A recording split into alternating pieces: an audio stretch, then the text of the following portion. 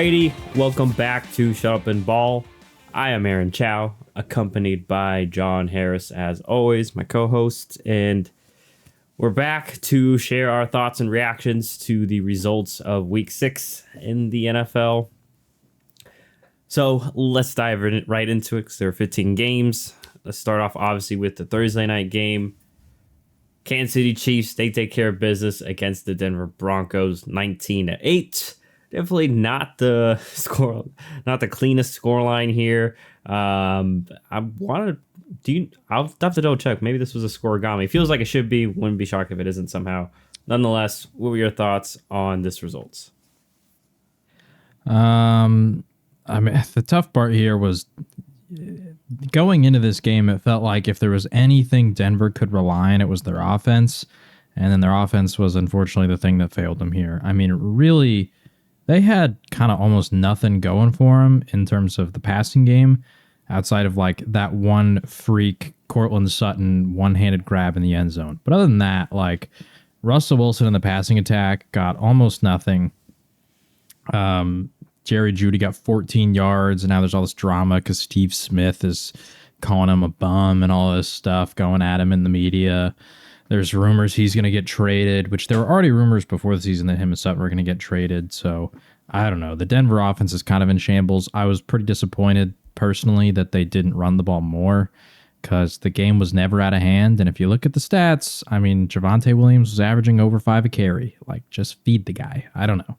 And he looked good. Like, I don't know what your thoughts were on him, but in terms of the carries he was getting, it didn't I didn't really notice that he was come back from an injury. It felt like he was fine. So I get you don't want to overwork him, but then even McLaughlin was averaging over 4 carry. So I don't know. It feels like they could have mixed in the run quite a bit more, considering they got nothing through the air.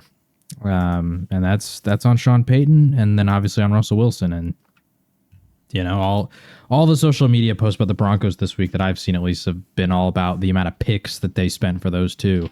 So yeah, tough performance out of the Broncos offense, but the same can go for the Chiefs. Although Mahomes and them like moved the ball, like I mean, he threw 300 yards. They had that interception that was kind of in the red zone. Travis Kelce had a good game. Rashee Rice had a good game, but I don't know. I still feel like Kansas City's offense is leaving something to be desired. It still feels like they could use another receiver. Who knows? Maybe they call Denver. It's unlikely because it's an interdivisional type of thing, but it feels like they could use like another guy on the outside. It doesn't have to quite be like, you know, a Tyreek Hill replacement like a lot of people have kind of been hoping for when they've traded for Kadarius Toney or drafted Sky Moore. Like it doesn't have to be somebody like of that caliber, but I just think having like if Kelsey's your number one, having a true number two would be really useful for the Chiefs because we've seen the other guys can all step up situationally, but I don't think any of them are yet consistent enough to do it over and over. And who knows? I mean, they're all young, so they could still develop into that role. But with the way the offense is currently moving, I mean, Kelsey's doing his thing. Pacheco and the run game have been working.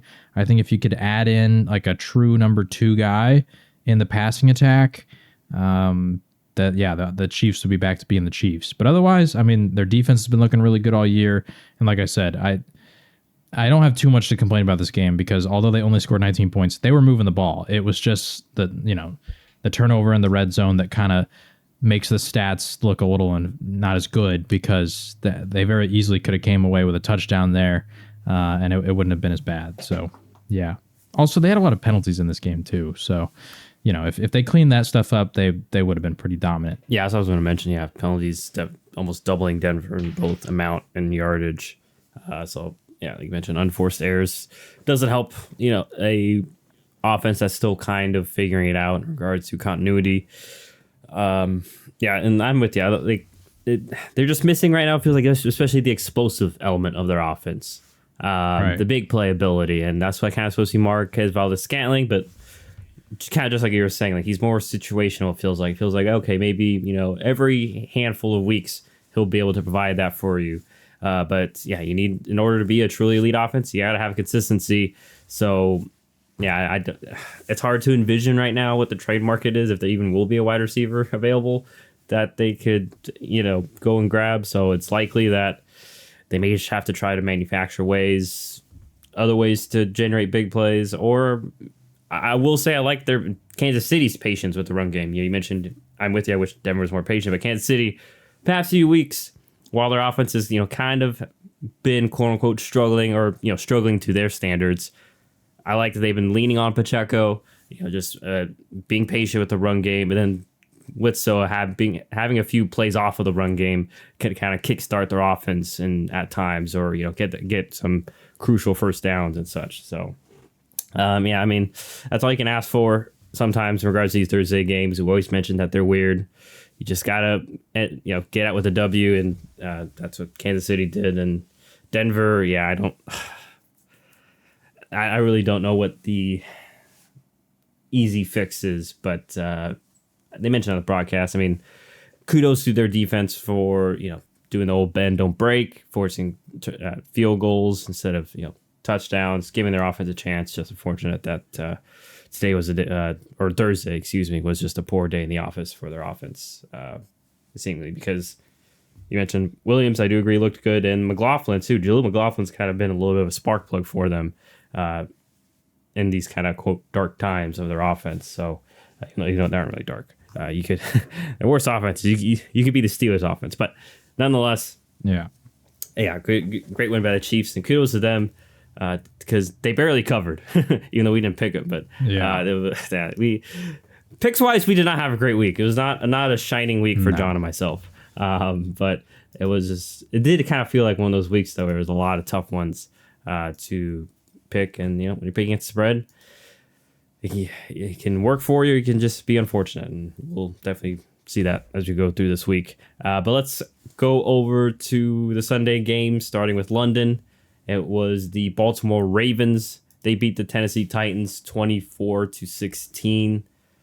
So pretty much, at least final stat line way, it looks like the way we expected a Ravens Titans game to go, kind of ugly. A lot of field goals in this one as well. I think that was kind of a theme of the week too, is starting to see a lot more missed field goals. But nonetheless, what were your thoughts in regards to this one? The first half was I know they didn't really get many touchdowns. Like, it only resulted in that one touchdown. I was really impressed by the Baltimore offense and Lamar specifically. I mean, just the fact that they got 4 field goals and a touchdown in the first half, that shows you they were driving. Like, they were moving down the field. They were getting in position. Like, they were making things happen. So I was very impressed from the Baltimore Ravens offense. Obviously, you'd like them to kind of finish those drives, but Lamar and that offense was showing the ability to consistently get the ball into the opponent's territory and get points on the board. So, and some teams can't do that. Like we just talked about with, you could be Pittsburgh. Like, Pittsburgh would love to get 4 field goals in the first half. So, or at least even a chance to get 4 field goals in the first half typically. So, yeah, I was impressed by the Baltimore offense. Lamar had a great game, 200 over in the air, threw a touchdown. He did have a pick, but then once again, he leads his team in rushing. So, yeah, he had a really solid performance. Say Flowers had a good game getting a touchdown. So I liked what I saw out of Baltimore. For Tennessee, man, this is kind of like the worst nightmare you could possibly get for the Titans, is that Derrick Henry had a good game, and usually in the past that meant you win. Like, he had 97 yards and a touchdown, which they only gave him 12 carries. So, he wasn't necessarily getting like previous past workhorse kind of load, but 12 carries for 97 yards, that's 8 yards a carry. He got a touchdown. Like, he was looking real good, and you still lost. And it's unfortunate. Tannehill did get hurt, but even when he was playing, he didn't have the greatest of performances. He had 76 yards. He had an interception. I don't know. This is just kind of one of those games. It's really got to suck for the Titans, because even the way that you used to win isn't working anymore. And I don't know. I don't know where we go from here for the Titans, to be honest. I mean, yeah, only thing I want to mention for them is just I want to go back to the A.J. Brown trade. I think we're starting to see how valuable he was to their offense, how he was their sole reliable explosive playmaker, especially for Tannehill. And also the fact that Tannehill getting older, he left this game with an injury, and Malik Willis once again had to step in, and all he did have a good throwing performance. He did take 4 sacks, so that's, and once again, not all on him. Their line has gotten worse over the past few years, so there's transition period there. So yeah, I think it's not easy being a GM and having to manage these things, and we're kind of seeing with Tennessee right now that a couple of decisions have just not gone their way, except for the AJ Brown trade. That was their decision to not pay him the front office or the previous regime. So yeah, and their defense, even though they did allow a lot of field goals, kind of like we mentioned with the other game, bend don't break, they did their job and try to keep him in this game. It's just offense is just lacking consistency outside of Derrick Henry, and really then Henry had that long touchdown run. I think it was at 20. I forget how long was that. Sorry, excuse me.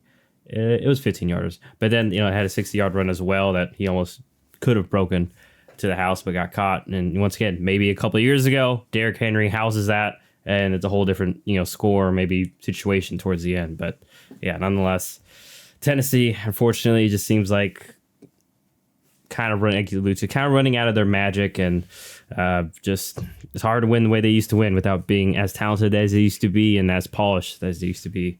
In the turnover department too, because they would at least usually they would win the turnover category, and in this one, lost a fumble and then also a Tannehill turnover.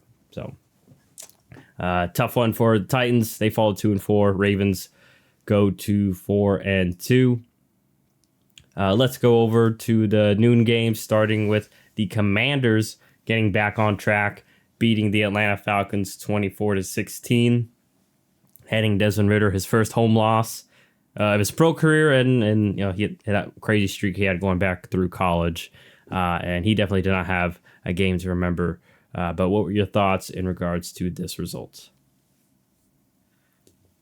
Well, for the Commanders, it was honestly not a very pretty game. Like, offensively, they didn't really do a whole lot. Like, they had 193 total yards, but they capitalized on their opportunities. And what I mean by that is Desmond Ridder threw 3 interceptions, and some of those gave them short field position. And so they just took advantage of it. And, so like Sam Howell threw 3 touchdowns, but he only had to do it, with 150 yards. So it wasn't like they really had to drive the length of the field. And if you're an Atlanta fan, you got to be pretty upset about this one, because quite frankly, I felt like their defense, they had a better day than the stats show. Mm-hmm. Like I said, the yardage was not really all there. I mean, they only allowed 3.9 yards per play. On third down, Washington was 2-10. Like, the defense for Atlanta was good. I mean, they got 5 sacks. Like, I don't know. It feels like the Atlanta defense was able to kind of do their job, but unfortunately, Desmond Ridder kind of let them down, and because they were playing from behind, they had to throw the ball a lot, and so that kind of led to Drake London having a big day. Kyle Pitts got in the end zone, so that was good. And it's kind of ironic that back-to-back weeks, the thing that I've been wanting to happen has happened, where London and Pitts are finally getting involved. And at least, did Atlanta win last week? They won last week. Yeah. So, I mean, it led to a win last week, but this week, it was just kind of, it shows you that maybe Desmond Ridder, once again, I still don't want to call him a bust because it's still so early in his career. And he's not a bust because he was, 3rd round pick. But he's just got some work to do, because 3 picks is just simply unacceptable when you have a defensive performance like that. And that just kind of goes to, hey, we got to trust the defense, not do things that are too crazy. But then there's the negative side of that of, okay, well, if he's not taking those risks, can we get the playmakers involved? Like, is he good enough to make the right decisions? And is the team good enough to keep drives alive if he's not trying to make those big plays? I don't know. That's why Atlanta's just in such a strange spot here in terms of, this weird mix with the offense that they have, because obviously they'd love to sit there and play with a lead. And we even saw that in this game. Like, they didn't abandon the run game. Algier and Bijan had 26 carries combined, so they were still running the ball a lot. It was just, unfortunately they weren't playing with the lead, and so they had to pass a lot more than they probably wanted to, and this is kind of the result. Yeah, and I think poor matchup here too, in regards to favoring the Commanders. We know how good that front four is for the Commanders, so I think they were able to, like you mentioned, slow down the run game, make Ritter beat you with his right arm, and like we both alluded to in our kind of pre-draft evaluation, the question was, can he be a consistent thrower and even decision making at times? And as we've seen, right, we've seen the good last week, and then this week we're kind of seeing the bad in regards to the passing. And yeah, you mentioned especially all 3 interceptions in the second half. So that's always tough to be coming back from behind. And the first one definitely of the second half, literally 2 plays, 27 yards, easy touchdown for Washington. And then that's all Washington scored after that. They didn't score the rest of the game. So yeah, like you said, kudos. Atlanta's defense did their job. They held their Washington to 24 for basically the rest. I mean, I would just say they held them the entire second half. Because once again, it's hard to when all of a sudden you're almost in your red zone having to go out on defense. So we'll have to see if the Atlanta passing game can progress. Commanders offense still solid, but and Howell still. I mean, obviously no critical mistakes, which you like, but sack wise, he's still he's still on that pretty bad pace. But and I just realized too, these are the 2 guys that we both kind of. I feel like it was like either one of these guys was like 4 or 5 of that class. So it's one of those things that I just realized now, and as opposed to earlier that it was a little bit interesting matchup there. But Commanders win 24-16 over the Falcons, taking care of business. We'll see if the Falcons can bounce back next week. Let's go over to Chicago, where the Vikings win this one 19-13. Fortunately, a couple injuries here, especially for Chicago, occurred with Justin Fields. He did leave this game with a hand injury. So, important caveat for the Bears, but nonetheless, Vikings get the win. What were your thoughts in regards to this one? I don't have many. I mean, it was a gross game between 2 teams that are not great. Justin Jefferson wasn't there. Justin Fields goes down. The quarterback play, just in general, from Chicago was not great. Both him and Tyson Bagent both threw a pick. I don't know. I mean, good on Minnesota taking the win. Kirk Cousins with him refusing to waive his no trade clause. You're kind of in a situation where I don't know. I guess you just kind of keep playing, try to win, but you're probably going to be at best a mid-table team that misses the playoffs. I don't know. It's beating Chicago doesn't give me that much hope, but yeah, it is what it is. Yeah, I mean, I don't know what else to much say because the Vikings couldn't really run. I mean, the Bears at least had success there, but losing Fields, that's already a tough blow to that offense. So it's really just is Bagent a rookie? I don't know. I've never even heard of the guy, to be honest. So that's why I'm I don't really know what to take away from this. If this was some established veteran backup QB. No, he's a rookie. He was showing, at least according to ESPN. So if it's wrong, then that's on them. Yeah. I mean, so that's don't is not only do you not already have a great offense where we're criticizing the pieces around Fields, but then you got a rookie as your backup that's got to come in. I don't know what you're supposed to really do offensively. Yeah, I'm trying to even see where they drafted him. I don't know. It can't be high. I don't remember him going first, second, third round. Maybe fifth round or something. I don't know. Quite a pain to try to figure out. I could just Google it. I'm just gonna Google it. Tyson Bagent.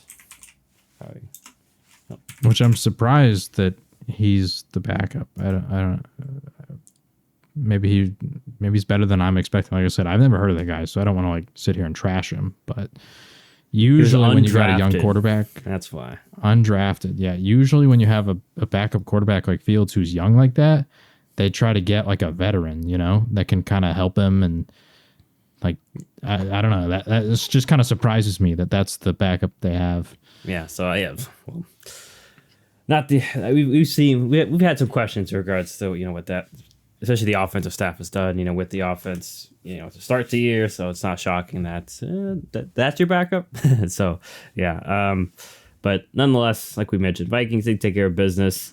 We'll see how serious this injury is for Fields because, it still feels like him in Chicago, they're still getting a feel for, what, and really all of us for what, these two, Justin Fields and the Bears offense, what they could do together. So hopefully he doesn't miss much time so that, we can get more answers down the line.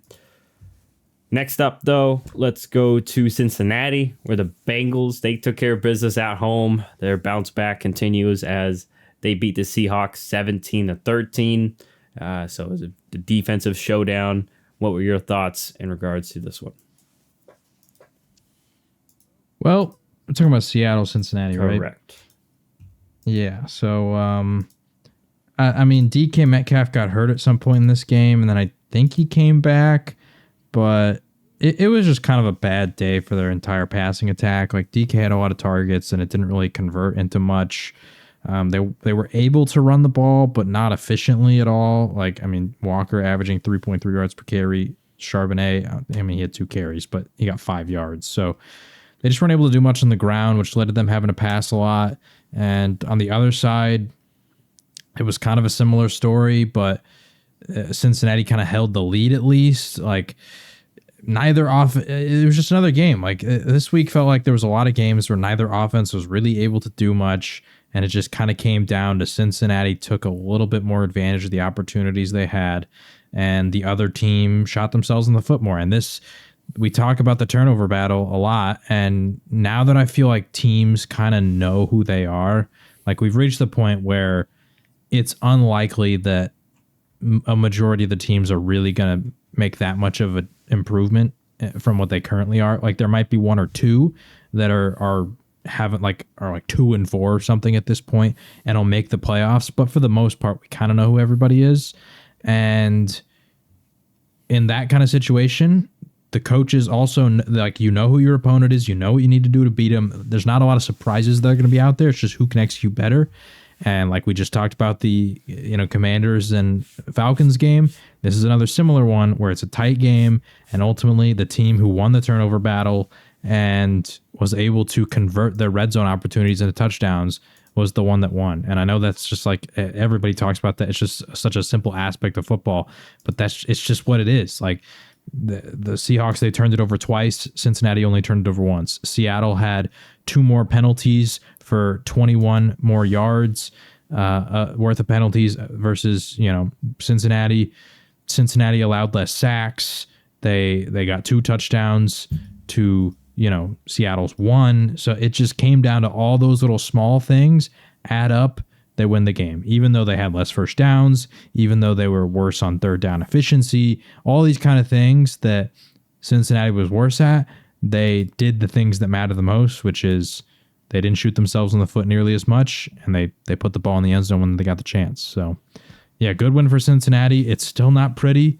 I don't know how to fix this because this is an offense that we've seen the last couple of years dominate, and for the most part, they have a lot of the same pieces, and yet it's just not working. Maybe they're active at the trade deadline, and they feel like this isn't our year, and so who knows about Joe Mixon, these kind of guys. We see him sell. Maybe they are a buyer and they're like, all right, we're 3-3, but we know we're better than this, so we're going to go get reinforcements in the offensive line. I don't know. It feels like Cincinnati's just kind of in this weird spot, sitting at 500, where they could kind of do whatever they want. Most realistic scenarios, they just kind of sit, and I guess maybe they're just kind of for the rest of the year, and you hope that Joe Burrow gets healthy again, because that's what everybody kind of seems to be blaming the problem on, but I really feel like it's got to be deeper than that, because there's no way that Joe Burrow's calf injury is the reason they're 3-3 and just can't move the ball that well. Yeah, well, and I will say, at least I think Cincinnati, this game kind of style kind of fit. This style of game kind of fit more what they like to do right now, short passing. They're able to, at least keep the offense moving at times. Well, Seattle, I mean, you see with Geno with not only the interceptions, but the sacks. And even the game, a lot of the times had to go to his third, read, and just Seattle. It seemed like Cincinnati was kudos to their defense, because it seems like especially after the first drive, laying up that touchdown, they settled in and were kind of all over Seattle's offense. And then also too, I know it's hindsight, but point chasing, or not really point chasing, but there's some questionable. You can easily say questionable calls, because I know. It's like 2 minutes, 8 seconds left in the game when it was still 13-17. Seattle goes for it on 4th and goal. which is 6 yards. So it's like 4th and 6, basically. Like, if they theoretically take the field goal there, because I know you don't know if you're gonna get the 3 and out, but they got the 3 and out. Then guess where? Maybe at the end they can kick the field goal to win it. And once again, I know this is all hindsight, but regardless, like sometimes point chasing just doesn't go your way. I think there's a couple. I think there was a couple other games too that I notated that, but yeah, like just things like that. And Seattle. I mean, I know this is really for both teams, but Seattle still trying to get healthy, especially the offensive line. So you can chalk that up, and we know Cincinnati's defense is still pretty good. But it'll be interesting to see if Cincinnati, like you mentioned, if they improve their roster, or maybe they just need to get healthier. We know T. Higgins dealing with rib injury also, so things like that. Maybe all those are adding up, and they are still kind of doing the thing that they've been doing the past few years, where they kind of like sleepwalk, especially for the first month, and then second month they win a couple of games, not so impressively. Then maybe they start figuring it out. Who knows? But nonetheless, their season's still alive as they get themselves to 500. And even though it was looking very dark a couple weeks ago, while Seattle takes an unfortunate loss here and falls to 3-2. So let's go over to what was okay. So at start of the week probably would have been one of the more exciting games of the week. Deshaun Watson ruled out, so that everyone's like, okay, PJ Walker probably. I think the line moved to 10 points in favor of San Francisco. We did not get that line, unfortunately, but nonetheless, the Browns at home. It was a chippy game, and the score kind of indicates that style of game. Browns win 19-17. Niners had a chance to win at the end. Unfortunately, rookie Jake Moody missed the kick. So Browns win this one, John, at home without Deshaun Watson, and despite PJ Walker, having 2 interceptions, having a backup in there, they figure out a way. What were your thoughts in regards to this one? Well, before we go into my thoughts, just have you kind of like heard the way the media is talking about this game? I haven't heard any since it happened. No, I have. No. Why? So basically, I mean, like the reason I know that they're saying this too is because Micah Parsons, I guess he has a podcast or something. I don't know. I keep seeing all these clips. I think he does some sort of like every podcast or show with Bleacher Report to get the notifications. Yeah. And I saw a clip of him, and he was very upset, and he was like, I just don't like it when everybody trashes us and specifically our quarterback Dak, but when other teams have bad games, y'all don't keep the same energy. And he calls out the fact that the Eagles did not have a good game this week. He calls out the fact that the Niners did not have a good game, all this kind of stuff. And he specifically then said that he was upset that like Emmanuel Acho, he called him out by name, which I have my problems with Acho, but he called him out by name and said Emmanuel Acho after the game said, I'm not worried about the Niners. They didn't have McCaffrey and Debo. They were dealing with injuries. They lost a tough game. That's the narrative that people are kind of putting out there. And they're using that to excuse the Niners' loss and Brock Purdy and all that kind of stuff. And I'm not here to say the Niners need to panic. I still think that they're the most talented roster in the league. I still think that they're absolutely Super Bowl contenders, probably favorites out of the NFC, all these kind of things. But I agree with him. Because Micah then goes on to say, you can sit here and say they didn't have McCaffrey and Debo, but the Browns did not have Deshaun Watson or Nick Chubb. So, like, what are we talking about here? Why are we using this as an excuse for the Niners' inability to win this game? Like, I don't know. The narratives around this game just kind of frustrate me because they're acting as if, like, the Niners' injuries are the reason they lost. But it's like, no. Like, you lost to P.J. Walker and Jerome Ford, and obviously the defense, but it's once again it just frustrates me that, like Micah said, they're mentioning the fact that McCaffrey and Debo did not play as an excuse, but completely omitting the fact that the Browns were without their best offensive player and their quarterback. Like, if I were to tell you about any game this year but going into the season, if I told you that Nick Chubb and Deshaun Watson were not going to play, like, how many games do you think you'd say the Browns would have won this year if you knew that? Not many. Yeah, like we'd both be expecting them to not be even in the playoff conversation, to be honest. Because at the same time, too, nobody expected their defense to be this good. But So I don't know. It just frustrates me the way that people are talking about this game. But overall, credit to the Browns. I'm kicking myself for not picking them because I'm pretty sure even in the discussion I said I thought the Browns defense matched up better than Dallas's did against this Niners offense. And they showed that they're the real deal, man. Like they proved to a lot of people that they are that good.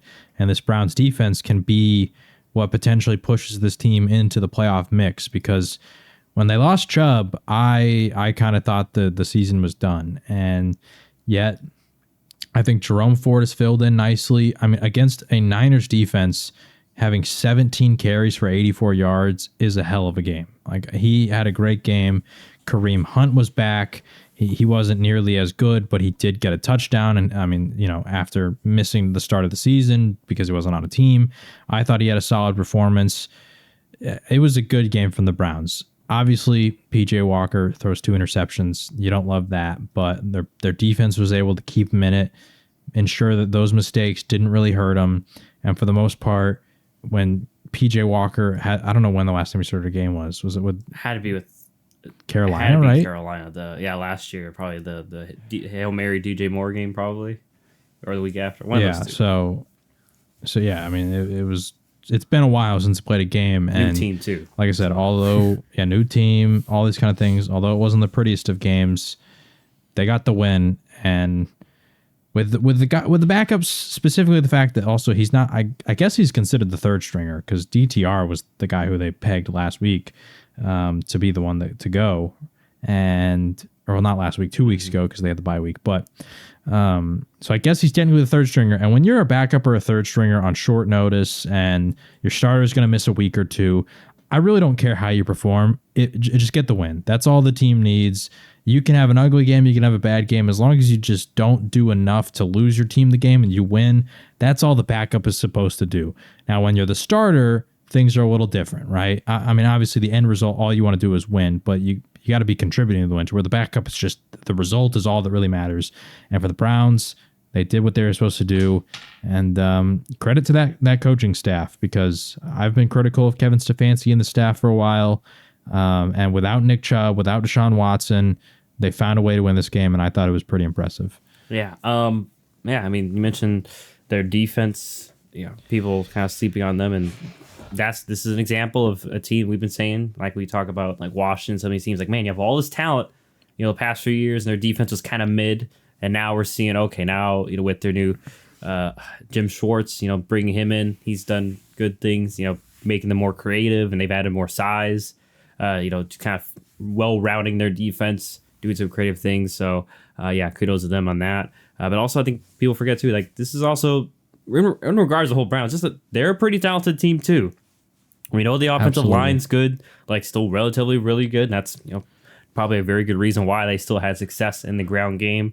But yeah, and then you mentioned PJ Walker wasn't the prettiest game, but even watching the game, he's still some key third downs, was able to make some big time throws to Amari Cooper to keep drives alive. Get them in scoring, field goal, range, things like that. And yeah, obviously 2 picks aren't great, but hey, shook those off, was still able to play a good game.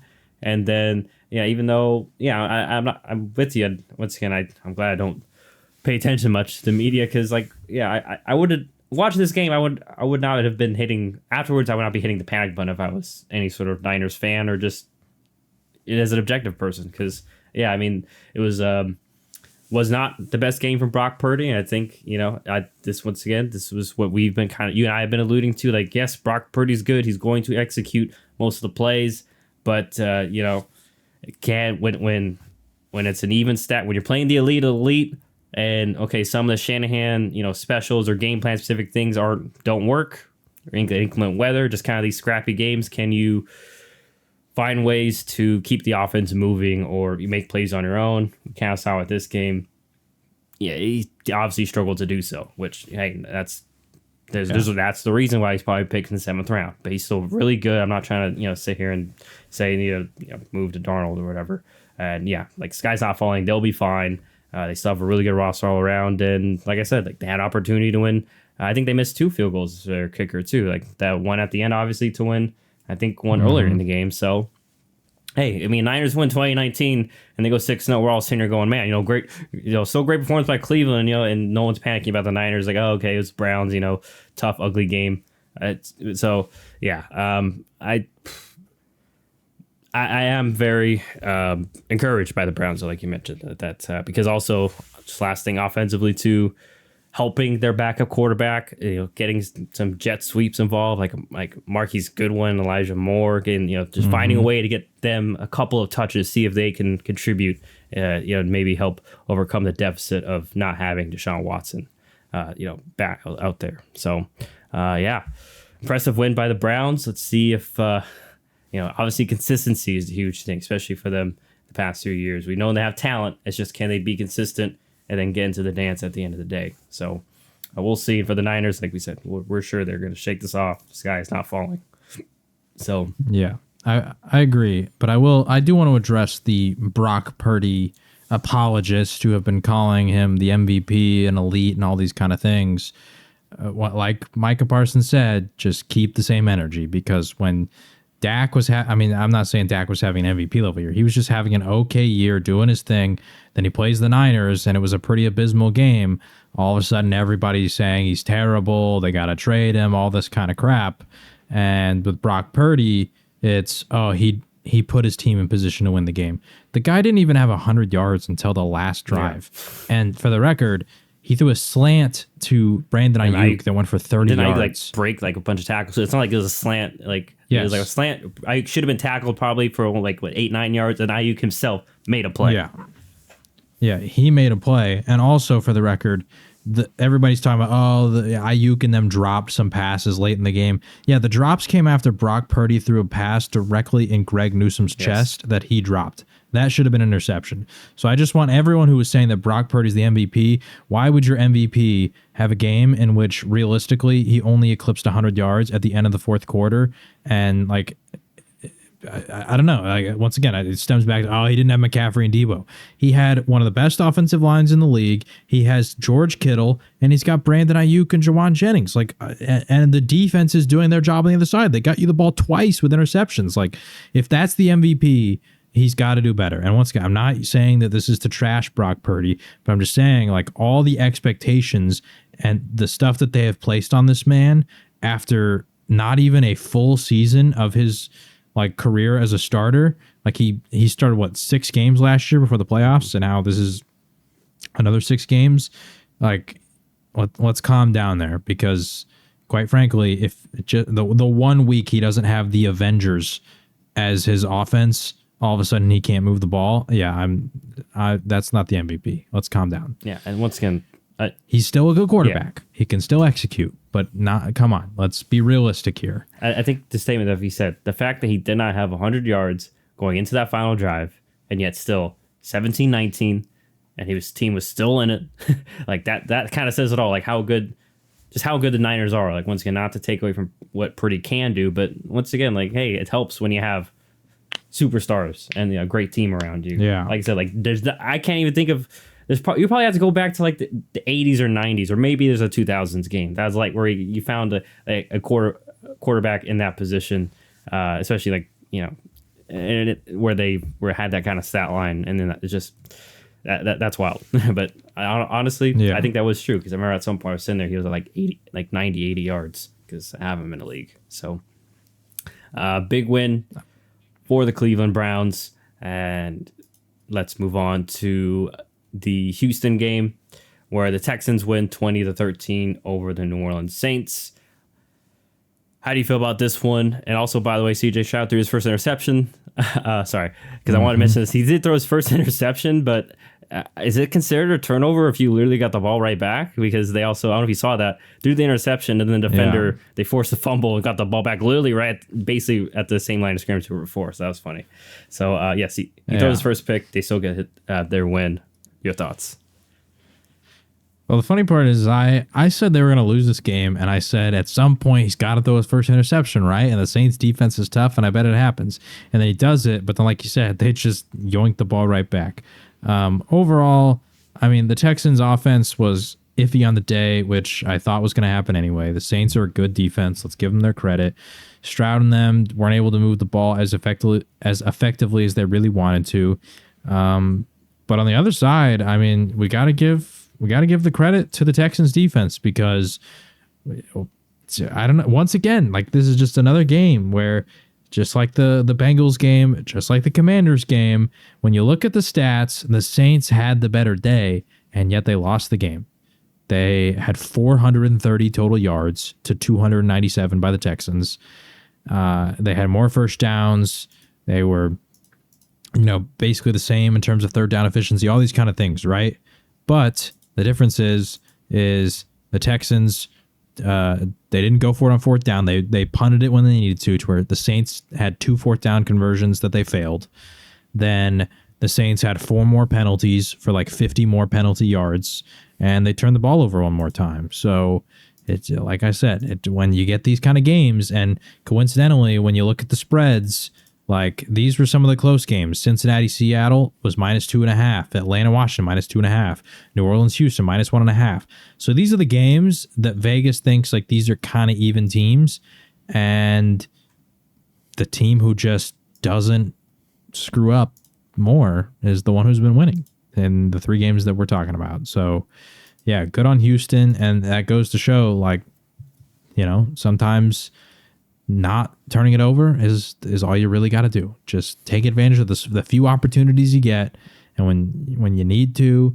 I know that with the analytics and all these kind of things, everybody talks about you got to go for it on fourth down, all this aggression in some of these games. Just taking what they give you is a recipe for winning the game, and that's what happened here in Houston. And also making what they give you, because 2 missed field goals. I don't mean to harp on their kicker, but those True. little things add up. We say all 3 phases, and that is true. Like, special teams, big factor. And I think because maybe they only had to settle for a field goal at the end, and they don't have to force the interception, and they win this ball game. So yeah, I don't have much else to add in regards to this one. Kind of hit it in regards to the fact that it was just Houston kind of grinding it out and doing a good job of doing so, and the Saints still, like you said, it's odd. We've been saying this for a few weeks. Like, they're putting up good numbers, but it's not leading to touchdowns and bigger results on offense. So I don't know exactly the fix is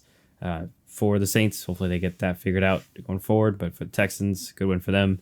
Both these teams, they're I was going to say, the Saints offense just feels disjointed. Like, they're putting up big numbers, but when you watch them, like, the drives just never feel like they can like complete it. I'm not even just talking like red zone. It's like, I don't know. It just feels disjointed. Yeah. Like, they'll have 2 terrible plays, and then like one play kind of bails them out and keeps the drive alive, and then they'll go back to having bad plays. Like, it just doesn't feel like they're putting together these long, successful drives where you drive down the field, you get a touchdown, and everybody's happy. Like, I know even like Chris Olave has been a little bit frustrated because he's a weapon, and although some of these games he's getting stats, it's just not like he'll have a big drive, right, where he'll get like 40 yards on the drive, and they won't get anything out of it. So it's like it's not meaningful, Yeah.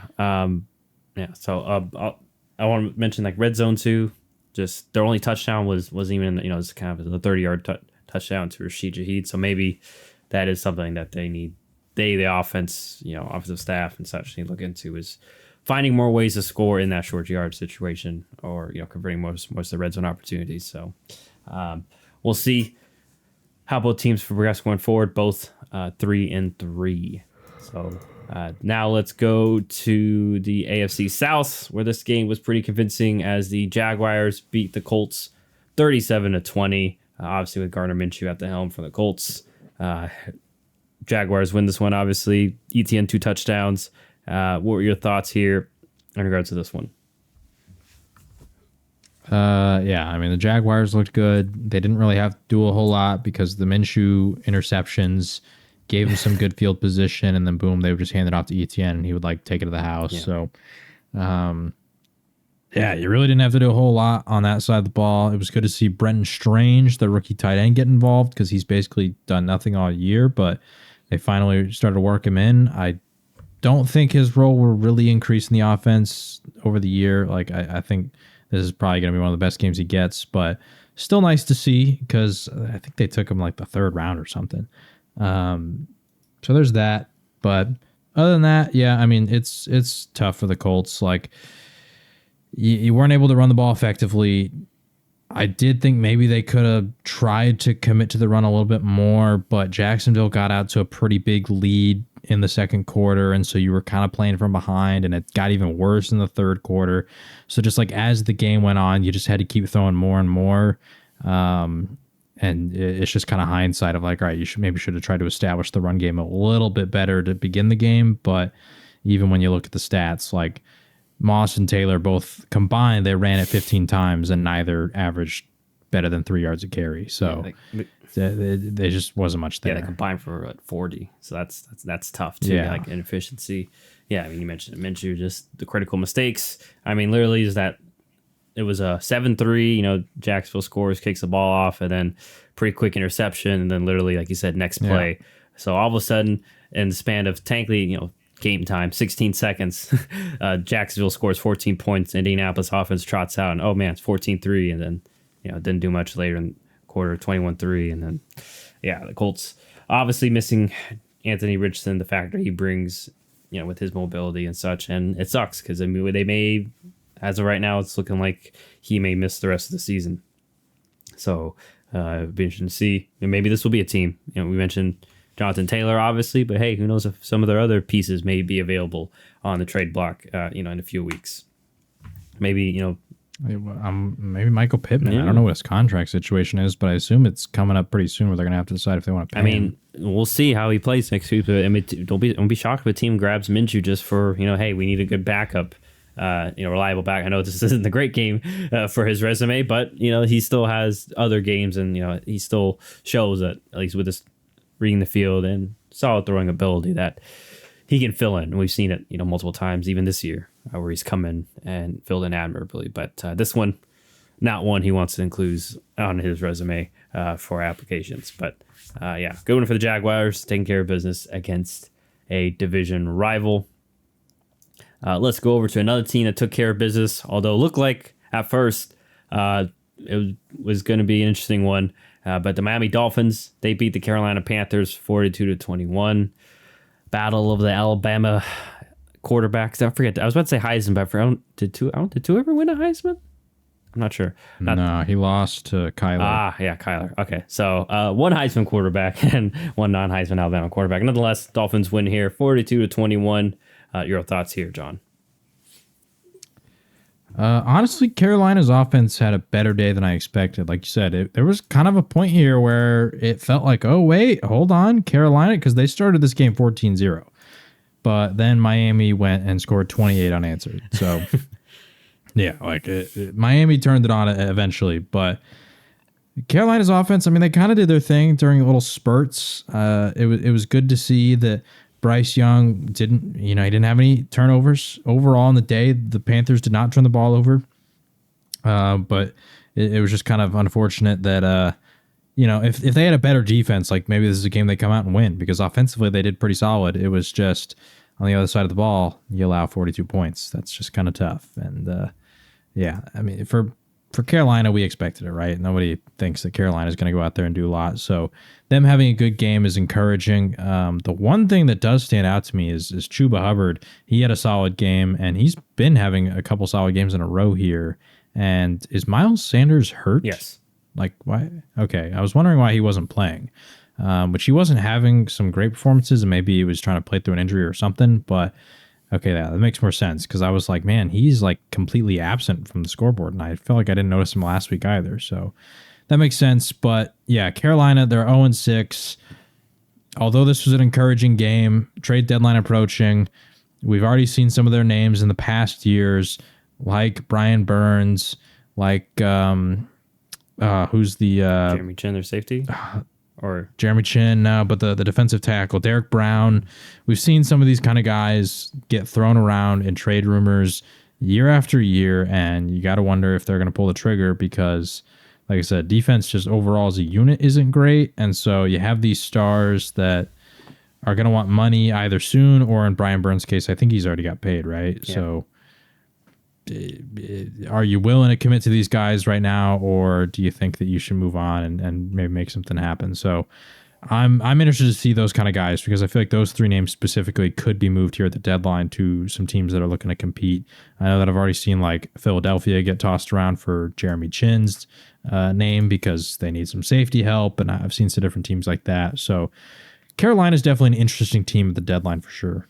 Yeah. I don't have much else to add in regards, except I think we saw too, like just the talent discrepancy in regards to the two offenses, because Carolina came out to that quick 14-0, and then Miami's defense, it's not like, Miami was causing crazy turnovers or regardless, but just we saw the Carolina offense kind of fizzle out. It seems like Miami had an idea of how they're going to attack them, and then just gave the offense more opportunities, because like you mentioned, at least they did take care of the ball, but this is just more of a schematical butt whooping, especially in regards to second and third quarter. And Miami's offense just kind of going crazy there. So, we'll see. Also, too, still offensive line issues, like we mentioned, for the Panthers, and obviously that's a big. It's funny how these two, because I feel like Miami was there a couple of years ago in regards to, hey, they got to figure out ways to protect Tua, but now it's funny because this game he gets sacked 0 times and has an amazing game. So. We'll see if Carolina can right the ship and who they trade. Because maybe I don't know. I forget if he's on a 1-year deal. I'm assuming so, but maybe Adam Thielen too, because he's having a really good year. At least. So do they want to keep him around? Do they try to move him to a exit also as well in regards to some of those other names? And we'll see if maybe Chuba Hubbard can progress into being at least their lead back, so they can have more clarity on that position going forward. So. But big win for the Dolphins. They take care of business at home. Let's move over to Las Vegas, where the Raiders win 21-17 over the Patriots. Wasn't as exciting as last year's matchup. Remember with the Chandler Jones, Stephon Mac Jones off that crazy pitch back. Yeah. But nonetheless, close game. And once again, the Raiders prevail just like last year. What were your thoughts in regards to this one? McDaniels, I don't even know this. He maintains his undefeated record against Bill Belichick. Guy's never lost to him. So I guess McDaniels is just the greatest coach ever when he plays against the greatest coach ever. But other than that, he's a little rough. But I don't know. I mean, it's good for Las Vegas because it keeps them in the mix. They're now sitting at 3-3. I mean, to start the year, they were 1-3, and now they're coming off back-to-back victories. So that's got to feel good for them. But at the same time, Jimmy G did get hurt. I don't know how long he's going to be out. Brian Hoyer went in, and he's a serviceable backup. Familiarity with McDaniels and the scheme and all that. So that's good. But I don't know. I still feel iffy about this overall offense. I mean, Devontae Adams did not have a great game. I think he was also the one who just got absolutely demolished, which led to that. The one pick. It was an interception. Yeah. I don't know what you're talking about. I think it was Jabril Peppers. Jabril Peppers forced it. Was the one that hit him. Yeah, just absolutely destroyed him. And I don't blame him for dropping that ball. And I don't blame the quarterback for the pick, because he gets credited with it. That's just a great play by the defense, man. You just got wrecked. Ball pops out, and it's just sitting in the air, and they intercept it. I don't know what you want him to do. So, anyway, so he didn't have a great game, and then Josh Jacobs has still been really inefficient on the year, which is really funny because that's what I expected him to be last year, and then he had that crazy season, and then all of a sudden after having the crazy season, and everybody's talking about him like he's a top 5 running back, including us, because running back's just one of those positions where you got to react quickly. You guys come and go quick. We're already seeing with Josh Jacobs right now. And I'm not saying he's washed and bad, but he's kind of back to what he was the first handful of years of his career, where he's just not very efficient. And I don't know who to blame for that, but yeah, I don't know. The Raiders are interesting. They're beating teams that are not great. And so I don't really have a whole lot of faith in them moving forward, but like I said, they're in the mix. I really wonder, and once again, I know I wouldn't ask any Raiders fans, but if we could ever have truth, honest answer, Mike McDaniels, as of right now, do you regret letting Derek Carr? I don't know. I don't know if it's that big of a difference between Derek Carr and Jimmy Garoppolo, but it does feel like this offense is less explosive than it was last year. And I know Oh yeah. I mean, and they didn't really have Waller last year, so you can't say, oh, it's because they traded Waller. Like you mentioned, like still have relatively Yeah. the same pieces. Yeah, Jacoby Myers, who's been actually been pretty one of the sole bright spots. I was gonna say, Michael Mayer. if anything, found his I way would this say game, but- that.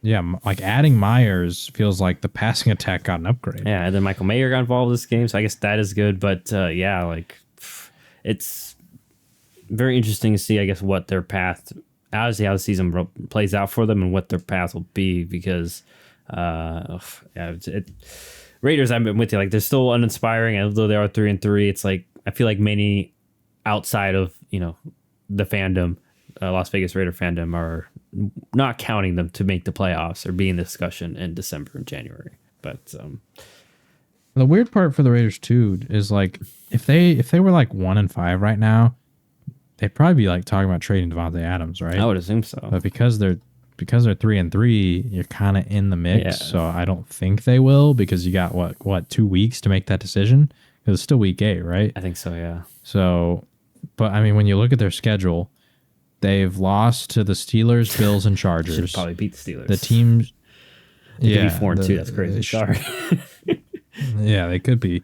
And the Chargers game, I mean, they only lost by a touchdown, but they weren't winning that game. But at the same time, I mean, that was Aiden O'Connell. If that was Hoyer or Garoppolo, who knows? Mm-hmm. Like, because it was a close game. But regardless, they lost to those 3 teams. The teams they beat were Denver, Green Bay, and New England.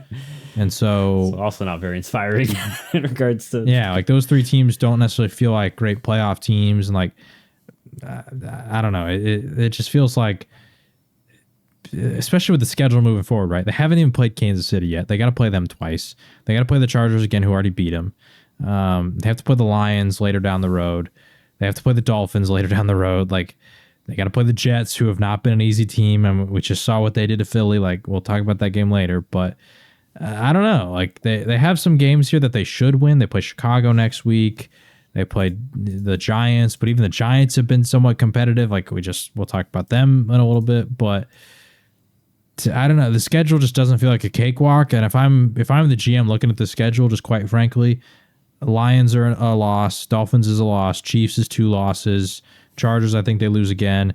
That's at least like 5 losses that I just named right there, meaning you're hoping for a 9-8 season, and that means you have to beat Denver, Indianapolis, Minnesota, New York, the other New York, and Chicago. But any of those games could go the other way. Yeah. Like I said, they beat Denver first game of the year. They beat them by 1. And they play them again the last game of the season. Who knows if they win that?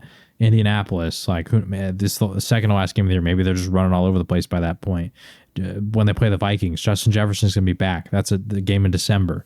So Justin Jefferson should be back by that point. Like, it's where this, like I said, I don't know. If I'm the GM, I'm not sitting here at 3-3 feeling like, like this is the greatest season ever. We should totally keep Devontae Adams. Yeah, so we'll see what they do. And for New England, like I think it's what I mentioned before, there's lack and sizzle. Right? This is like Kendrick Bourne, 10 for 89, the leading receiver. That's not very inspiring. Once again, I'd hate to harp on this, but like I still don't understand. Bill the GM, why did y'all extend Devontae Parker? Yeah, like I don't understand. Like I feel like everyone else kind of knows the book on him. Like, yes, he has probably some talent, but he's proven he's not number 1 guy, not consistent number 1 guy in terms of health and just production in regards to the actual, field. And I even texted you and our friend Matt, where there was like a 30-yard throw that Mac Jones threw on a dime, double coverage, like right in Parker's hands, and Parker dropped it. So it's like, even production wise, like he has opportunities and he's not making plays, Yeah, and then. Yeah, so we'll see. Like I said, we'll see what New England goes. Apparently, they are in the thick of it for I've heard that Mac Jones is apparently on thin ice. That's what I've heard is the reports coming out. Which, hey, maybe that's their way of trying to generate, like, let people know he's starting to see if they can get some trade offers. I don't know. Maybe, but it's like Zappy or Will Greer are the other 2 options. They're not fixing this offense, man. Like, so, everybody knows that, like, it doesn't really matter who the quarterback is, dude. You have no weapons. Yeah, but maybe that's what Bill meant by last week. I think by a full restart. He just said, maybe he was thinking, he's already on to next season. In regards to let's just get, I don't know. Unlikely he is. We know Bill is a competitor, so we'll see what happens going forward. if because they did have some plays like Zeke had like a big long screenplay that was called back, unfortunately, due to a penalty. So but yeah, like I want to say Zeke's been impressive to me in New England. I think he's been having some good games. I'm also a little biased here because I'm a big Zeke fan. No, I will say he's had some moments, and like unfortunately, one of those big moments, like a big screen, was just taken away because of a penalty. So we'll see if New England can somehow right the ship, and if Vegas can, defy expectations going forward for them. But let's go to. I'm trying to remember what this game was. Let's go to the Rams, where they beat the Arizona Cardinals 26-9. Not much of a surprise there, as Matthew Stafford has a great game, and also Kyron Williams had an amazing game here for the Rams. What were your thoughts in regards to their win over the Arizona Cardinals? Unfortunate that Kyron Williams got hurt. I think he's slated to miss a week. And I think their backup he did have a really good game. Hurt too, Ronnie Rivers too. So it may be a interesting situation. It's going to be maybe Zach Evans. I don't know. He was the one who ended up getting the carries whenever those two got hurt. But I don't know if they have other backs they're going to elevate off practice squad or something. Elevated like Darrell Henderson and who's the one? Royce Freeman. I think those are the two that they brought in. Nice. Yeah. So who knows? But overall, I mean, the Rams handled their business. I expected Arizona to be more competitive because for the most part, they have been in a lot of games. But this was kind of like the first game that the other team really just kind of did what they were supposed to do against a team that everybody feels is kind of bad. And that's how it goes. So, yeah, tough game for Arizona. And also, I will say, Arizona actually had some opportunities. Like, I'm pretty sure Hollywood Brown had, like, 2 touchdowns that were just, like, he dropped, or I think one was, like, underthrown or overthrown. Well, I think one was, like, he didn't get both feet in bounds. Like, he probably maybe could have, but, like, I don't know if he was aware or just couldn't. He just, Yeah, so they had opportunities to make it competitive. They just didn't quite execute, which is going to happen sometimes when you're not a great team. Like, for them to be competitive against a lot of these teams, they have to play almost perfect, and we've seen them somewhat do that. They did it against Dallas. They kind of did it against the Niners until the fourth quarter. So, but in some games, it's just you're not going to be able to do it. So, yeah, good win for the Rams. Not a whole lot to take away from it. They just they handled their business, Yeah. And the only one thing I want to add is kudos to I know it's the Cardinals, but the Rams defense has been quietly solid for them this year. Yeah. I mean, really, they gave up 30 points to San Francisco. That's tough. San Francisco, though. We expected that. And then even the Eagles, though, hung tough with them for 20 and only let up 23. Other than that, I mean, let up 23 to the Colts, but they won that game. Seahawks 13 week 1. We remember that was an interesting one. Even the Bengals one came down to a late touchdown for them, and the Bengals only scored 19. So, I mean, kudos to Raheem Morris and that staff. I know we've gotten a few comments before about some people doubting Raheem Morris, but he's looking like he's proven to be pretty good DC. For the Rams. So at least him and that defense have been key. Obviously, the offense getting Cooper Kupp back, especially, has been great for the Rams. So we'll see if they can stay healthy, because that seems to be a big issue for them right now, and if they keep this train moving. And Cardinals still moving that tankathon going, even though they're not really quote unquote trying to. But let's go to one of the other big upsets of the weekend, as the other previous undefeated team, the Philadelphia Eagles, they are no longer undefeated, as the New York Jets beat them 20-14.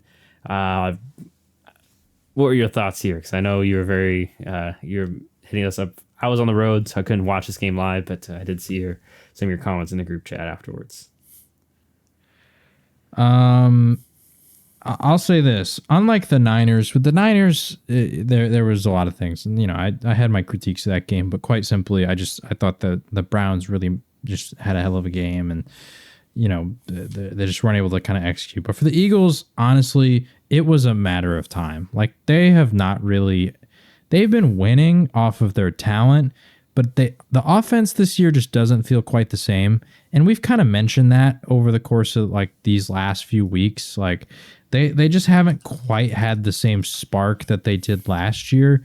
I mean, just looking at their schedule, like, they had that big game against the Commanders, but other than that, like, when they played the Patriots, they won by 5. When they played the Buccaneers, they only put up 25. When they played the Rams, they put up 23. And those are fine numbers, but it wasn't like domination like we expected.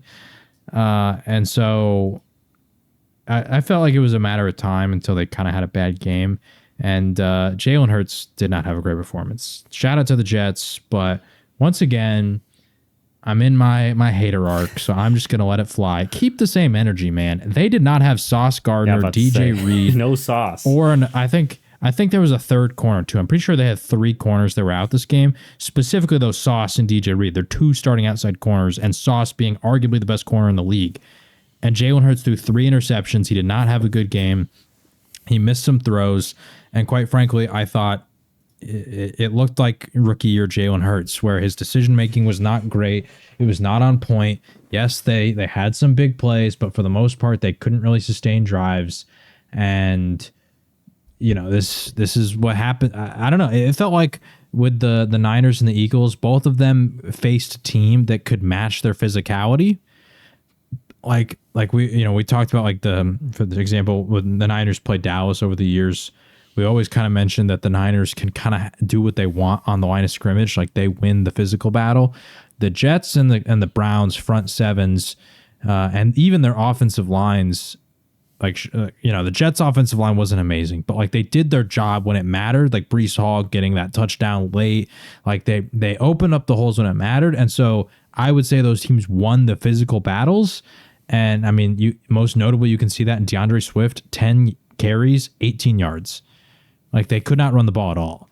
And so, you give Jalen Hurts a little bit of slack for that, but ultimately, yeah, I don't know. I thought it was kind of an inexcusable way to lose for the Eagles, because although the Jets defense is good and we got to give them their credit, the fact that they're missing 3 corners, and specifically, I don't know who the third one was. I heard someone say they're missing 3 corners, but DJ Reed or is it DJ Reader? No, Reader is the defensive tackle it's DJ Reed, right? Yeah, I think it's DJ Reed. Yeah, I think was it a Michael Carter? Because I know they have a Michael Carter as a cornerback too, not just the. It might have been him. Yeah, it's DJ Reed. Yeah. Okay, I just had to make sure, because for some reason I was thinking a Reader, okay. And I was like, no, it's DJ Reed, right? Yeah, yeah. Him and Sauce both being out, and you throw 3 picks and you lose the game, and like you just I don't know. I think that's kind of unacceptable from the Eagles, considering the talent that they do have. And, I know, once again, people in the narratives and all this BS and whatever they want to say, just keep the same energy, because, quite frankly, when Dak and the Cowboys went out there and put up 30 on them, and Dak threw for 250 yards and 2 touchdowns, no interceptions, he was 31-38 against Sauce and DJ Reed. Y'all weren't giving him credit.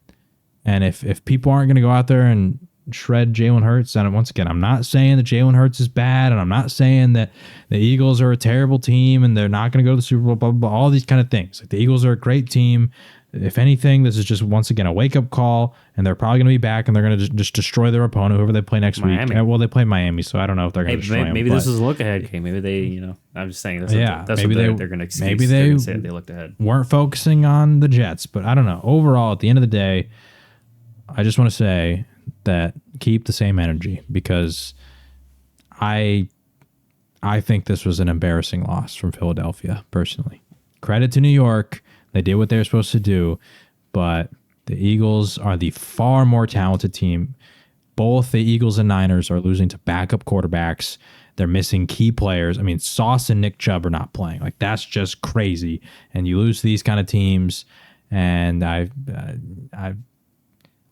just a little salty is all I can say, because, I'm a Cowboys fan and people love to shred the Cowboys and all that crap. So only thing I want to mention, keep the same energy. So I want to start with the Jets offense, because I just want one note. This is a perfect.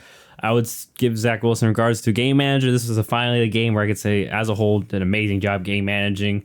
I know that they settled for a lot of field goals, but there are a lot of times where he made the smart, safe play. Take what you can give you. Especially the checkdowns. He was more willing to check it down. He wasn't trying to sit there and pat the ball and wait for the big play. He said, okay, if they finally got that clock right in his head, where I know I don't have a good offensive line, I only have maybe a couple seconds, let me just take the first right play instead of the most right, decision. That was the big thing is he got the ball out way faster than normal. Yes. And he was doing it and consistently. confidently, because like he knew where he wanted to go with the ball too. It's not just that's a big thing too. And then also Jets defense, I do want to give them some credit in regards to the fact that they kind of copied what some teams did maybe earlier this year, but definitely we saw in the Super Bowl in that second half. That kind of stifled the Eagles' offense then, which is showing a lot of guys at the line of scrimmage.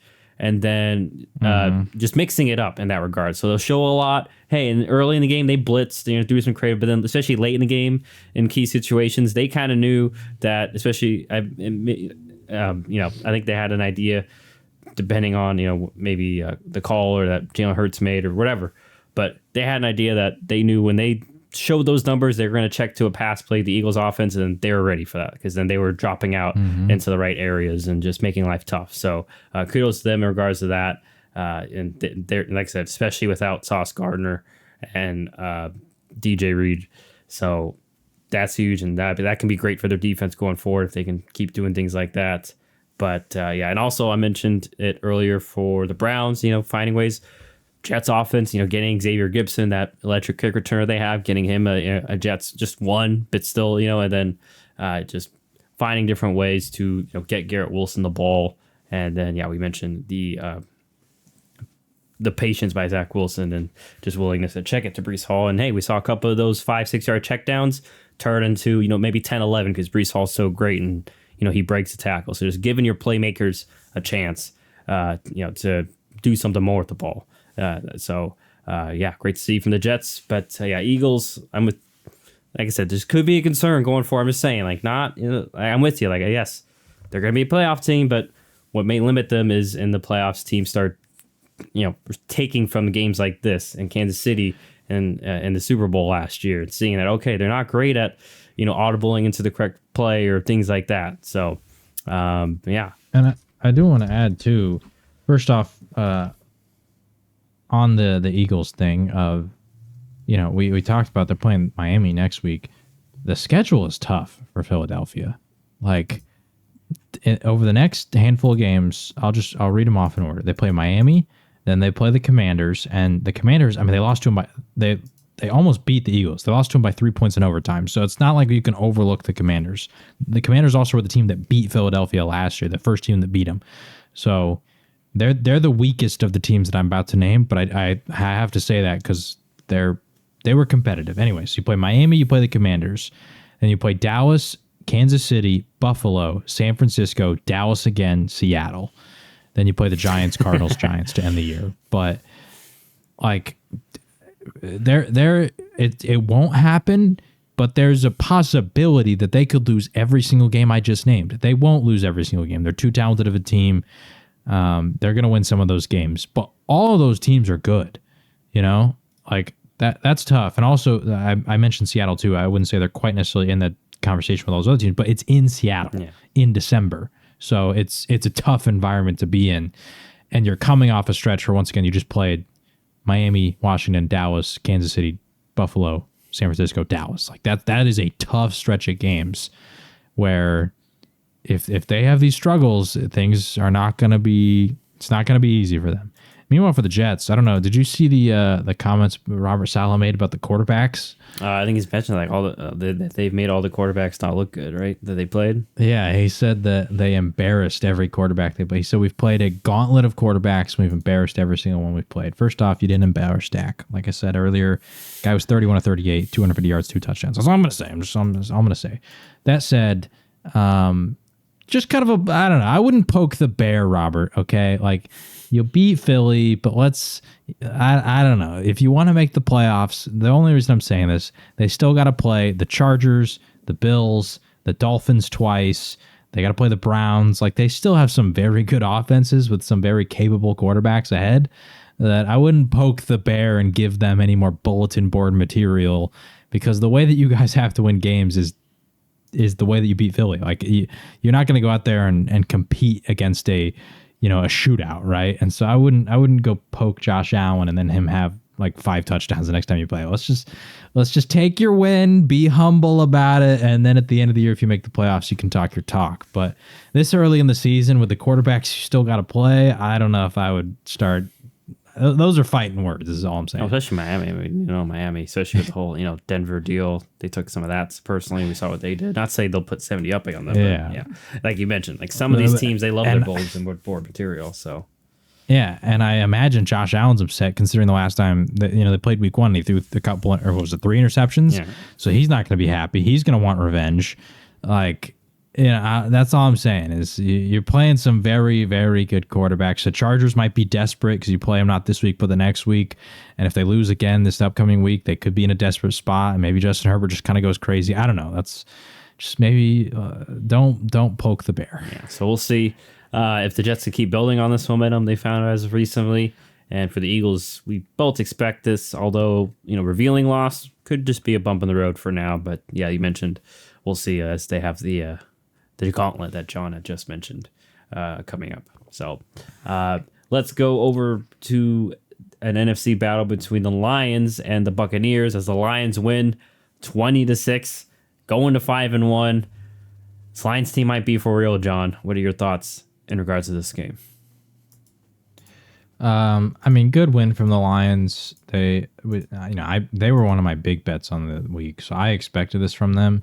The surprising part was they weren't able to run the ball at all, but Jared Goff in the passing attack was able to get it done. Jameson Williams got a touchdown. That was good to see him show up. He was able to make some big plays, so that's always nice to see, with him coming back from suspension.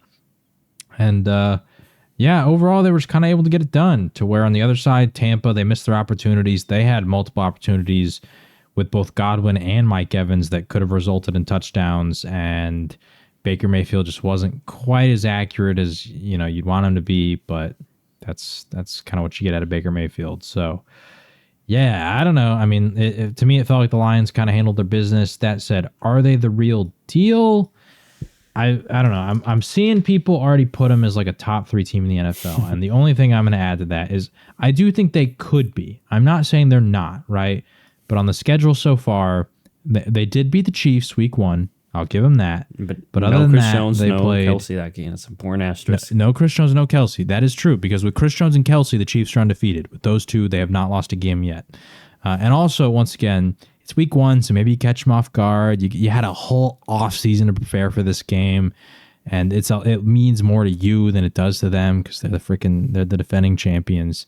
But I don't want to take anything away from them because they won that game fair and square. So, but apart from that game, they have played the Seahawks and Geno Smith, the Falcons and Desmond Ridder, the Packers and Jordan Love, the Panthers and Bryce Young, and the Buccaneers and Baker Mayfield.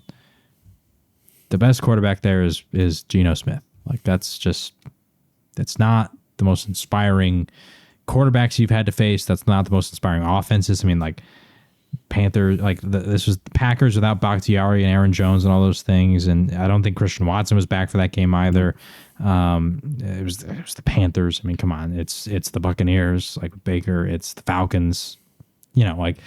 Just ultimately, and that was the Falcons game too, where they just completely which credit to them, because you got to give credit to the Lions defense, but they just totally destroyed the run, and so they had to pass, and nothing really worked, and so.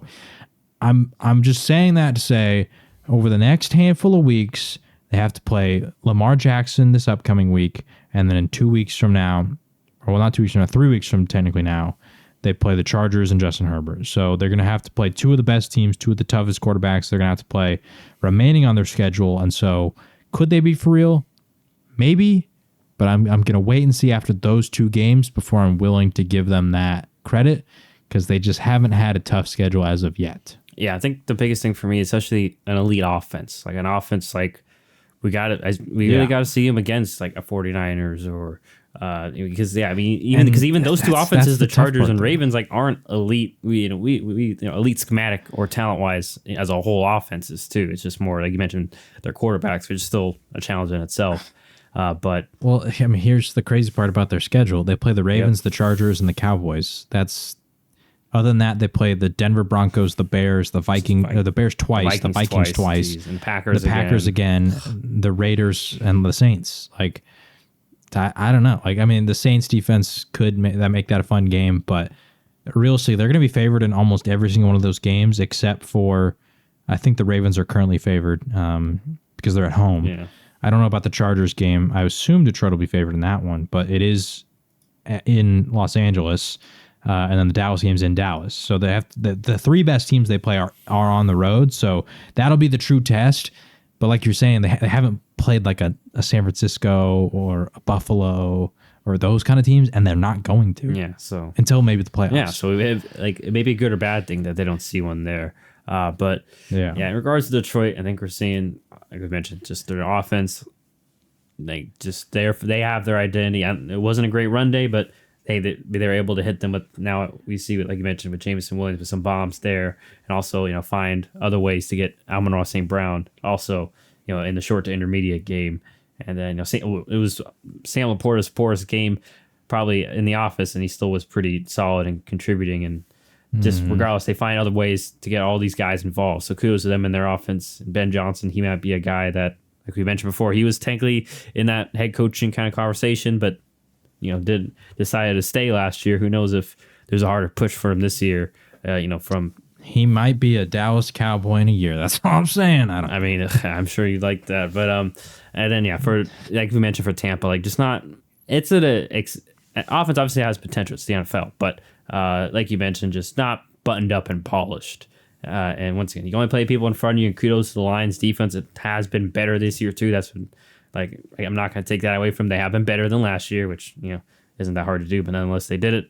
And they got good pieces. Aiden Hutchinson starting to kind of show, and at least in my mind, well, we'll do it at the end of the year. We've got to give him the whole year, but starting to creep into that top 5 edge rusher kind of conversation. He's starting to have a lot of those. He's very, like, being very TJ Wattish, I feel like, just finding different ways to make game-changing plays. We saw a couple weeks ago with the interception that, off a screen, just things like that, deflections, just being a playmaker, as one of our friends would say. So, Detroit taking care of business and making it look easy here against the Buccaneers and going to 5-1. So good for them, good for Detroit fans, because it's been a very rough tenure for them. So maybe this will be the team that can provide some light and hope for them. But let's go to the Sunday night game that we expected, especially myself, to be much more of a blowout. It was not, especially even though Tyrod Taylor was at quarterback. Giants almost won this game, and some would argue that they should have, in regards to some calls. But nonetheless, the Buffalo Bills win 14-9, hang on here in kind of an ugly, scrappy game. Like I mentioned, no Daniel Jones for the Giants, but they did get Saquon Barkley back. What were your thoughts in regards to the Buffalo Bills getting this win? Gross game. I'll be honest, I wasn't very impressed by Buffalo. I wasn't able to watch this game in full. I was kind of in and out while watching it, so I don't have the craziest of takes, but just from what I do remember, and then even when I look at the score, it's kind of confirmed, is first off, they lost the turnover battle. They turned it over twice. New York did not turn it over, so I've harped on that heavily. So, that definitely helps keep it close, because if you don't turn that over twice, and those are 2 touchdown drives, then we're sitting here talking about the score being 28-9, and it's not even close, right? So that helps. But also, in general, I was impressed by New York on third down. I mean, even just looking at the stats, they were 10-19 on third down. So, like, they were getting a lot of third downs, but they were converting for the most part. So that was impressive from them. But I don't know. I don't know what it was about Buffalo's offense, but when I did watch, it was like I noticed a lot of Stephon Diggs. I don't know if this was just when I was watching early. I didn't really feel like the run game was doing that much. I mean, statistically, it looks like it was. So I don't know if it was like a long run from James Cook that like kind of inflated the stats. But when I remember watching, like I said, I didn't get to watch the full thing. It kind of just felt like it was the Stephon Diggs show and nobody else stepped up. So I don't know. What did you get to watch the full thing? And if so, what was your? I watched the condensed version, but it felt like if you're on the right track. It just seemed like a lot of, if it wasn't Stephon Diggs and Josh Allen making a play, there really wasn't much. And I think the bigger thing is you mentioned the turnovers. I mean, especially the fumble, Gabe Davis fumble, that they were in field goal range there and knocking on the door to drive, potentially to do more. That was their second drive of the game, first real drive they got anything going. And then also kind of the theme of the week, just a couple of missed field goals. I mean, at literally 2 by Tyler Bass, which, not huge and really usually solid. So yeah, easily could have been, 23-9 game. And, we're all looking at it a little bit different. So yeah, I think that's just a big factor. And I think important to remember too, the familiarity between McDermott and Daboll. And Daboll was in that, with them. So I'm sure I think we saw, he knew a couple ways to move the ball for the Giants offense, even though they did have Tyrod Taylor. And like we mentioned before too, or me especially, Bills' run defense still isn't perfect. And we saw the Giants were able to have some success, especially as the game went on later, staying patient and running the ball there. So, it's just, it's the NFL. So, it does look closer. And I'm not going to mention the last, the PIs at the end. Yeah, it probably was a PI, but we've seen times where it has and hasn't been called. So this is what happens when your league is inconsistent in regards to, just overall when it makes calls or not, because probably first quarter they throw that flag, but like I said, as we've seen multiple occasions throughout this year, it's a coin toss whether they do throw that flag at the end there. And this time, Giants didn't get it. I mean, they did get it technically the play before, right?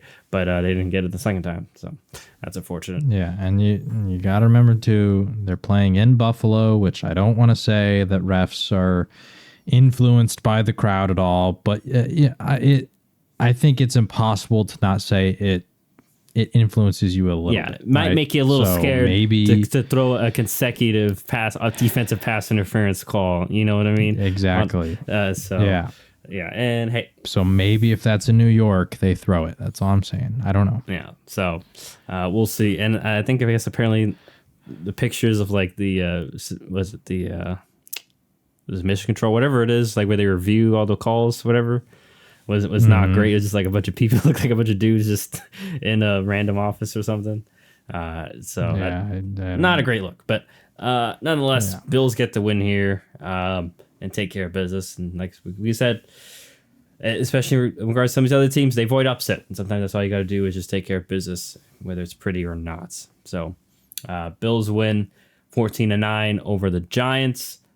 Let's go to the last but not least game where your Dallas Cowboys took care of business against the LA Chargers, 20-17. Came down to the wire. Defense made some plays literally late on that last drive to seal the game. What were your thoughts in regards to your Cowboys win? I don't know, man. First off, did you watch this game? I did. Just before, okay, yeah. So I mean, I don't know if the refs were just calling literally everything or what, but the penalties was kind of crazy. And it's on both sides for the record. Like the Cowboys actually had more penalties than yards. So don't look at this as, me complaining and my team was actually the beneficiary. Like they had 11 penalties for 85 yards, but the Chargers had 9 for 79. So it was kind of even in that regard. But it was, it just kind of like let them play, man. It felt like there was just sometimes like some drives, there was just like a lot of freaking penalties. Like just let the guys play some football. Like this is kind of getting ridiculous. And I know that maybe they're committing them, but there were some of them, like there was that one on the Cowboys punt team where they made them redo the punt and it didn't matter anyway. Like the punt went because the first one wasn't a good one. The second one, Anger got his foot on it. It was better. It basically ended up in the exact same spot, but they made him redo the punt and they called the guy for like illegal formation. When I looked at the thing, I don't know what the heck he did wrong. Like it looked like a routine punt. He's just on the line. It looked exactly like the guy on the opposite side of him. It looked like he was in line with the guys that he was supposed to be, like at the right spot. So I don't know what they're calling. There was just certain plays that it felt like a little ridiculous at how nitpicky the calls were getting. But at the same time, there's two edges of that. Of if you're a coach, I'm blaming you. Like I can say that the refs need to just kind of let them play, all that kind of stuff. But ultimately, penalties, I put all the blame on the head coach. Obviously, it's on the players too. But when it's across the board, like the Chargers offensive line had like 6 or 7 penalties, man. Like it was bad. And then the Cowboys were getting like stupid penalties, like offsides and all these kind of crazy things multiple times. Like that's on the coaches, man. You gotta have your teams more disciplined. It's simply unacceptable, the penalties that I saw at both teams. And it hurt both offenses, it hurt everybody because the Cowboys had more balance in terms of offense and defense. But the Chargers, man, those offensive line penalties were just brutal. So, yeah, I don't know. It wasn't a well-coached game by either sides. Also, what did you think about the McCarthy thing at halftime? Did you catch all that stuff that happened? Did he say something? Because I didn't. I was watching without sound. Sorry, not at halftime. Going into halftime, like the last few seconds when they kicked the field goal. Did you see that? I didn't know what was going on there. Okay, so the Cowboys were on like the 15-yard line, right? And they ran a play. They had 2 timeouts. Dak throws it over the middle. I don't know who it was, Cooks or somebody. Goes Pollard catches it, goes down. There's about 10 seconds left when he goes down. They could have called the timeout with about 8 seconds left by the time that everything settles, right? Yeah. And the play clock actually stops because the play clock operator just assumed that McCarthy would call a timeout there. So then the refs go to McCarthy and they asked him. I've never even heard this happening before because the play clock operator just stopped it. It just completely stopped. But the refs go to McCarthy and they say, "Do you want to use a timeout here?" Like they gave him time to think about it, and he goes, "No, I want to run the clock." And he runs it down to 3 seconds, calls a timeout, and they kick a field goal. 8 seconds with about 15 yards away is enough to take a shot. And I'm just like we won the game, so it's fine. But I'm just I don't know. It kind of upset me that I'm like, trust Dak and CeeDee Lamb and just throw up a fade in the corner and tell Dak if it's not there, throw it out of bounds. You got 8 seconds. Just do it quick. And you'll still get the field goal. It wasn't the biggest deal, but it just, like I said, if I'm nitpicking the coaching, because I didn't feel like this was a great coached game on either side, that upset me. So there was that. But I don't know. Dallas got the win. I thought Dak played a great game. He was moving around a lot, which I was very happy to see because I felt like he just didn't feel like he was able to like have confidence and move that much against the Niners, which is just somewhat predictable because the Niners just make that tough. Like they make you feel claustrophobic and it's just hard to do it. So it was good to see him moving. He was throwing good balls. I mean, there was that one throw late to Tony Pollard that I wish he was able to connect with because it would have been a beautiful touchdown, but he wasn't. They took the field goal and the defense showed up. But I want to give credit to both defenses because I felt like neither team was able to run the ball pretty much at all. I mean, Tony Pollard had that one big receiving play where he got 60 yards because of poor tackling. But honestly, I felt like credit to Staley's defense because the Chargers, I felt like held Dallas kind of in check for the most part outside of CeeDee Lamb. Like CeeDee was kind of able to do whatever he wants, but I thought it was kind of a matchup issue because he was going against Michael Davis, the corner who replaced JC Jackson on the outside. And he has not been good all season. So that's just tough on that part. But outside of CeeDee Lamb, I feel like they did a good job of stopping things for the most part until Brandon Cooks kind of came on late. But even he didn't have a ton of yards or anything. So yeah. And then for the Chargers, I don't know. I've heard people start criticizing Herbert, and you can criticize him because he had 2 throws to Keenan Allen that were not great. And then he did throw the interception late. But he was under siege all game. The offensive line failed him. Like I said, they had 6 penalties, which is unacceptable. And they had the penalties because they could not contain the Dallas Cowboys defensive line. And we saw that on the last 2 plays. The ball gets snapped. Micah immediately gets through and sacks Herbert. And then on the interception, he evaded 1 sack to get hit by another guy as he threw, and it got intercepted. So, like I said, it wasn't a perfect game from Herbert. He absolutely deserves criticism. But I just find it funny. I heard a saying today that I thought was very funny about the Chargers, and that's that the worst teams always find a way to blame their best players, which I just thought is funny. The Chargers aren't the worst, but Austin Eckler had 1.9 yards per carry. He had 14 carries for 27 yards. You got no Mike Williams. Your offensive line is failing you, and Herbert had an okay game. He wasn't perfect, but. And I will say, the defense put them in positions to win the game. They had their chances, but I don't know. I think Herbert was not the first thing to blame. I don't want to sound like too much of a hurt defender because, like I said, he should have been better. He should have been better, but it's tough. Yeah, I mean, literally, only that interception was at the end, trying to make a play. I think it's just for me, just to add on, just it's something we've mentioned before. Like, and right now, I don't mean to harp on the kid. He's first round pick. He's still probably figuring his way out, but hopefully Quentin Johnson can become this guy. But as of right now, has not. And just can I get another reliable option? It's almost like Josh Allen Diggs, but to a lesser degree, because Keenan Allen obviously isn't explosive as Diggs, is older, different type, and then Herbert. Whatever, same level, but nonetheless, especially in the first half, a lot of that Diggs Keenan Allen connection was going, and then obviously missed them a couple times. But other than that, I mean, Josh Palmer is not scaring you, and especially in short yardage situations too. I mean, now that they don't have Mike Williams, just didn't seem like they have many answers to get some critical third downs or even in the red zone, punch it in and get points, because obviously their run game could not get going. So maybe that's some personnel. I know that they're a better pass protecting O-line than they are run blocking, but I think we kind of saw two offenses that are kind of still finding their way. Obviously, Dallas had more success, like you mentioned.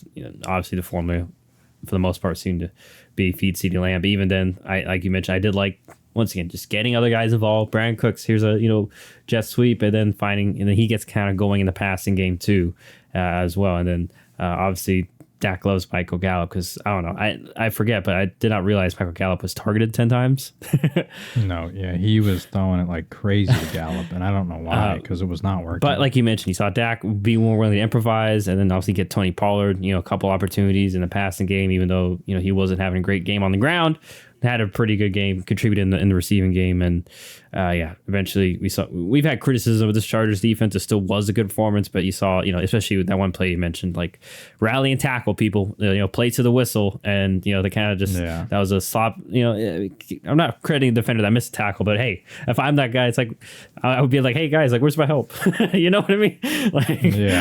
I did my best to slow him down. Where are y'all? So it just seemed like those things they needed tie up, and it is a little concerning because they just came out of a bye. So hey, maybe you just credit that, hey, bye week they come back a little bit sluggish, or hey, I thought we worked on this over the bye week, and this is a concern. But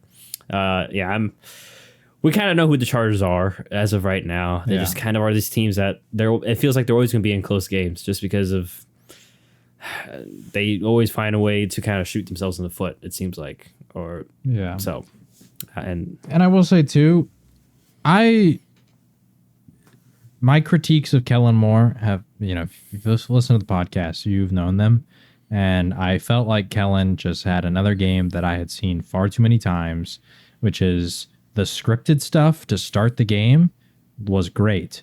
And then when Dan Quinn adjusts and he kind of figures out what you're doing, all of a sudden, not so great. Like that was, I mean, go watch back any of those old episodes where I am ranting and raving about Kellen Moore and I'm complaining about it. The stuff where he has weeks to think about, or not even weeks, but just like, because at the start of the game, the first 10, 15 plays are scripted, right? They come out and they plan those. And so all that stuff, when you've thought about that for a long time, great. But my biggest issue with Kellen Moore was always that when somebody else adjusted and they threw a punch back at you and they're stopping what is working now, he was never able to adjust in Dallas. And it felt the same way last night where, to begin the game, that was when the Chargers did their damage. I mean, the first drive, like they got that big special teams play off the punt return. Then they put it in for a touchdown. Like they were looking good to start that game.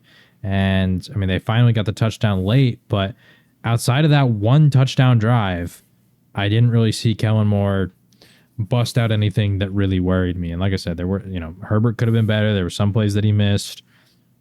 They couldn't run the ball. There's a lot of things that went into that. There was all the offensive line penalties, but yeah, I got to be fair to the Chargers, not to the Chargers. Just I got to be fair to Kellen Moore, I guess, because I've critiqued him for this, and I don't want to let that go because I've just seen him do that way too many times in Dallas, and for the Chargers fans, there you go. Yeah. You're going to have a lot of games. You're going to put up a lot of points, and everybody's going to get fooled by Kellen Moore and think, oh, they put up all these stats. Yeah, you put up stats against bad defenses, and the moment you play a good defense that knows how to stop it, Kellen Moore kind of disappears. Yeah. So, All right, so we'll see if if the Chargers can bounce back. They just got off their bye week, so there's no chance of a reset there, and we know how tough their division is. So they fall to 2-3. We'll see how they climb out of that. But Dallas back on track at 4-2, and still probably definitely in the thick of it in regards to the upper echelon of the NFC. But so yeah, that's our week 6. If you're wondering how we did pick wise specifically, 1, 2. I think you got 5, right? No, double check. You went 5-10, it looks like, and I went 4-11. Yeah. And the money wise, it was same as you. I mean, John did go negative this week, but you only went negative 100. So Yeah. I suppose I went to negative. I just got 600. lucky. I got a lot of games wrong, but I got lucky that the games I got right were my big ones Dallas, for the most Detroit, Miami. part. Yeah. And I did get Miami right with you. I should have spent all my money on Miami, but Philly and Buffalo I put money on too, and that did not work out, unfortunately. Yeah. And then the big swing was Detroit, because you put 300 on Detroit. I put 50 on Tampa, which it wasn't a lot, but still that's a extra 50 swing your way. Yeah. So yeah, the lead grows more for John in both the money, quote unquote money, because it's not our actual money, because we're not crazy or rich like that. And for John also in regards to the record wise.